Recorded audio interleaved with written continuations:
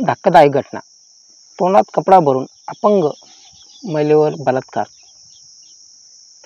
Dausa rape केस. दौसाच्या रहिवास police ठाण्यात अंतर्गत एका गावात एका अपंग महिलेवर बलात्कार झाल्याची घटना समोर आली आहे आणि आरोपी तरुणाने उत्तेजक गोळी घेऊन शुक्रवारी 12च्या सुमारास सकाळी घरात घुसून युवतीवर बलात्कार केला. विवाहित महिलेला ओरडता यावं नाही यासाठी तिच्या तोंडात कपडा भरला होता आणि पीडितेच्या तोंडातून कपडा कसे तरी निघाले असता तिने आरडाओरडा केला आणि घरातील लोक त्यांच्या मदतीसाठी आले आणि आरोपीला पकडले. हे प्रकरण दौसातील रहिवास पोलीस ठाण्याच्या हद्दीतील आहे.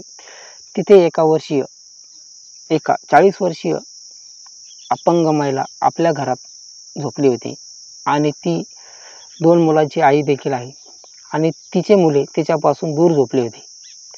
आणि शुक्रवारी 12च्या सुमारास बाबूलाल मीना नावाचा तरुण तिच्या खोलीत गुपचूप घुसला आणि तिच्या तोंडात कपडा भरला. त्यानंतर तो तिच्याशी गैरवर्तन करत राहिला आणि महिलेने कशी तरी तोंडातून कपडा काढून आरडाओरडा केल्यावर घरातील सर्वजण तिच्या खोलीकडे धावले आणि आरडाओरडा केल्यानंतर आरोपी घरातून पळून जाऊ लागला.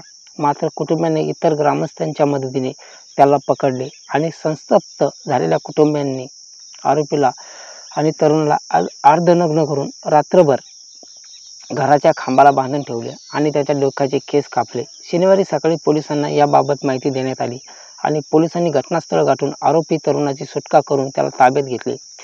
पीडित तरुणीने आरोपीविरुद्ध बलात्काराचा गुन्हा दाखल केला असून त्यावर पोलिसांनी वैद्यकीय तपासणी आणि कारवाई सुरू केली आहे. तर पीडितेच्या कुटुंबियांनी दिलेल्या माहितीनुसार आरोपी तरुणाच्या खिशात उत्तेजक गोळ्याही सापडल्या आहेत आणि हिरालालचा मुलगा बाबूलाल मीना याने गोळी खाऊन बलात्कार केल्याचा आरोप पीडितेने केला आहे. रहिवास पोलीस ठाण्याचे अधिकारी रघुवीर सिंग या प्रकरणाचा तपास करत आहेत.